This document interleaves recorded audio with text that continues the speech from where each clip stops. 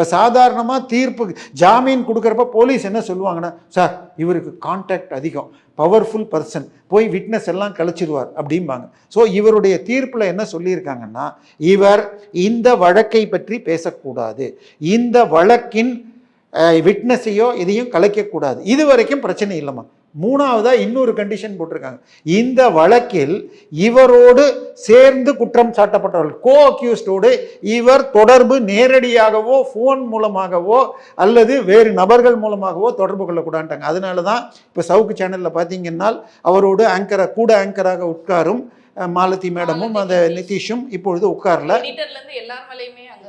இல்லை, அங்கே என்ன பண்ணாங்கன்னா முதல் வழக்கில் சவுக்கு, மாலதி, நிதிஷ் அண்ட் சவுக்கு மீடியா எம்ப்ளாயீஸ்னு போட்டாங்க. இப்போ யார் வேணால் சேர்க்கலான்னு நேற்றைய தினம் பிசிஆரில் சேர்த்தான்லாம் சொல்கிறாங்க.